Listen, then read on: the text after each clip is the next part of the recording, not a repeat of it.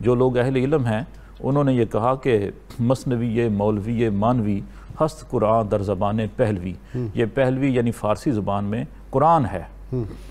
جی مثنوی مولانا روم پڑھیں جی، کہتے ہیں جی وہ اگر کسی نے فارسی کا قرآن پڑھنا ہے تو وہ پڑھے، بھئی فارسی کا قرآن پڑھنا ہے تو وہ کیوں پڑھے؟ فارسی میں ترجمہ شاہ ولی اللہ دہلوی نے کیا ہوا ہے قرآن کا، وہ کیوں نہ پڑھے؟ دیکھو اندازہ کرو۔ اور پھر میں نے اس کا جب پوسٹ مارٹم کیا کہ اس میں تو کتنے گستاخانہ واقعات ہیں حضرت موسیٰ علیہ السلام کے بارے میں۔ وہ اکثر آپ کو یہ واعظین سناتے ہوں گے کہ جی وہ جی حضرت موسیٰ ایک بندے کے پاس سے گزرے اور وہ کہہ رہا تھا اللہ تو میرے پاس آئے میں تیری کنگھی کروں، میں تجھے نلاؤں دلاؤں۔ حضرت موسیٰ علیہ السلام نے اسے منع کیا تو اللہ موسیٰ سے ناراض ہو گیا۔ تو موسیٰ علیہ السلام جا رہے ہیں جنگل میں، دیکھا کہ ایک چرواہا بکریاں چرا رہا ہے، بکریاں اس کی چر رہی ہیں اور وہ بیٹھا ہوا ہے ٹیک لگا کے کسی درخت کے ساتھ اور کہتا ہے یا اللہ میں تجھ سے بڑی محبت کرتا ہوں، کبھی تو میرے پاس آتا، میں تیرے ہاتھ پاؤں دھوتا، تجھے کنگھی کرتا، تیرے بال صاف کرتا، لیکن تو مجھ سے ملتا ہی نہیں، میرا خدا ہے لیکن مجھ سے کبھی ملاقات ہی نہیں کرتا۔ تو موسیٰ علیہ السلام نے اس کو جھڑک دیا، فرمایا کیا کلمہ کفر بکتا ہے، تجھے پتہ نہیں اللہ تعالیٰ کی شان وراء الورا ہے؟ تو جب کوہ طور پر گئے، کلیم اللہ سے اللہ سے ہم کلام ہوتے تھے تو اللہ تعالیٰ ناراض ہوئے اور منع کیا۔ استغفر اللہ۔ یہ اگر اتنے کو محبت کی چیزیں تھیں تو قرآن میں اللہ نازل کر دیتا نا کہ اے نبی کے ماننے والوں تم بھی اللہ کو جب محبت سے پکارو تو یہ کہا کرو کہ اللہ میں تیری کنگھی کروں، تجھے نلاؤں دلاؤں۔ اور پھر یہ کیا بتانا چاہ رہے ہیں کہ موسیٰ علیہ السلام کو اللہ سے محبت کا وہ تقاضا نہیں پتا جو اس نانگے پیر کو پتا ہے۔ تو یہ حضرت موسیٰ کی توہین نہیں ہے، حضرت موسیٰ کے استاد کی توہین ہے کہ اس نے کس قسم کا شاگرد بنایا ہے کہ اس کو ایک ڈنگر سمجھا رہا ہے۔ اور یہ مثنوی مولانا روم میں لکھا ہوا ہے، انسانی گوشت شہید ہے جی۔ فرمایا کلیم علیہ السلام جاؤ جا کے انسان کا گوشت لے کے آؤ۔ اب حضرت موسیٰ علیہ السلام نے ایک برتن لیا، ایک چھری لی اور بنی اسرائیل میں چل نکلے۔ ایک کو کھڑا کر کے پوچھا اور بھئی اللہ نے انسان کا گوشت مانگا ہے، اور بندہ انکار۔ چلو کوئی بیل ہوتا، کوئی گائے ہوتی، کوئی بکرا ہوتا تو سوچا جا سکتا تھا، لیکن اپنا گوشت دینا ہے تو بہت مشکل کام تھا۔ سب نے انکار کر دیا۔ مختصر حضرت موسیٰ علیہ السلام واپس آ رہے تھے تو ایک درویش بیٹھا تھا حال مست، کوئی اسے دائیں بائیں خزاں بہار گرمی سردی کی ہوش نہیں تھی، وہ مست تھا، وہ محو تھا، اور زبان پر ایک ہی لفظ تھا اللہ اللہ اللہ۔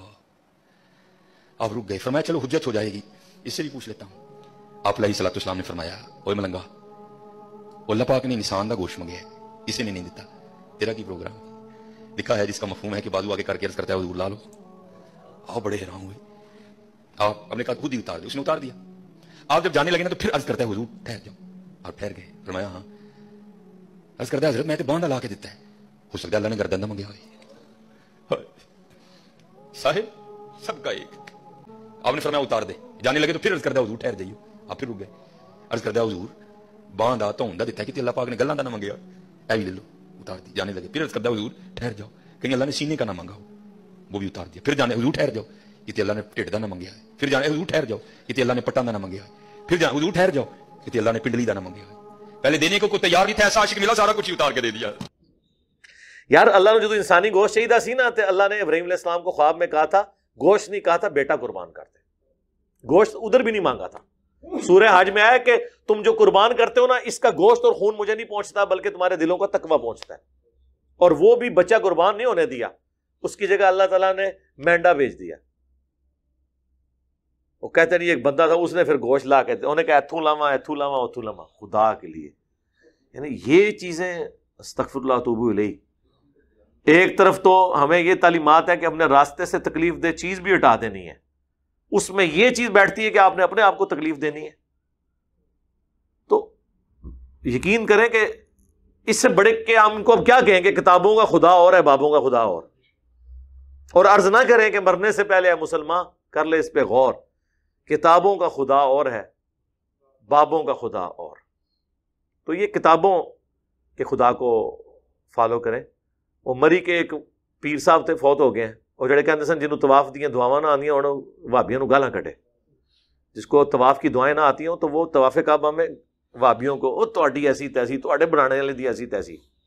ایک آدمی میرے کو پوچھا کہ جی میں کعبے شریف سے دعاواں نہیں آندیاں طواف دیاں تے کراں کی، تو پھر وہابیاں نو گالاں کٹدا پھر چلو تہاڈی ایسی تیسی، چلو تہاڈی ایسی تو پہلے رمل ترے رمل انہاں کہ اچھل دے دوڑ دے تو بھی اسے کہتا نہ گالاں کٹی تہاڈی بنیاد رکھن والے دی ایسی تے یہ تو گناہ اسی میں ہے، گناہ نہیں ہونے لگا تیرے پچھلے معاف ہو سن کہ اللہ فرشتے نو کیسی سیان گیا میرے تے میرے نبی دے دشمنوں نو معاف کرو اس میں۔ پوری ایکٹنگ کر کے انہوں نے بتائی. تو وہ ان کا ایک ٹی وی چینل بھی انگلینڈ سے چلتا ہے, اس میں نے خود سنا, وہ کہہ رہے تھے کہ جی مجھے لوگ کہتے ہیں درس دو درس دو. میں نے کہا یار درس کس چیز کا دوں میں؟ پھر کہتے ہیں اللہ نے میرے دماغ میں ڈالا کہ مصری مولانا روم کا درس میں شروع کروں. قرآن نہیں پایا. وَأُوحِيَ إِلَيَّ هَذَا الْقُرْآنُ لِأُنذِرَكُم بِهِ وَمَن بَلَغَ. اے نبی تم فرماؤ مجھے تو قرآن اللہ نے اس لیے وحی کیا ہے کہ میں تمہیں بھی ڈر سنا دوں, جس تک یہ کتاب پہنچ جائے اسی سے ڈر سنائے, اسی کی بات آگے کرے. فَذَكِّرْ بِالْقُرْآنِ مَن يَخَافُ وَعِيدٍ. اے نبی قرآن سے تذکیر اور نصیحت کریں اسے جو اللہ کی دھمکی سے ڈر جائے. وَلَقَدْ يَسَّرْنَا الْقُرْآنَ لِلذِّكْرِ فَهَلْ مِن مُدَّكِرٍ.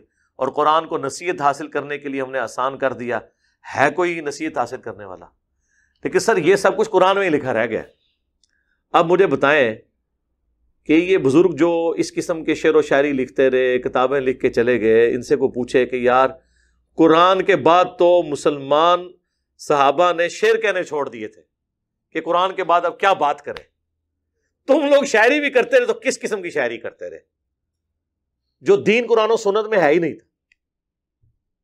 بس وہ ایک نسل در نسل گمراہی کا سلسلہ چلا, اور جو کوئی کھڑا ہوتا تھا تو چونکہ اس وقت حکمران ان کے غلام ہوتے تھے, ایسے بندوں کو راستے سے ہٹا دیا جاتا تھا.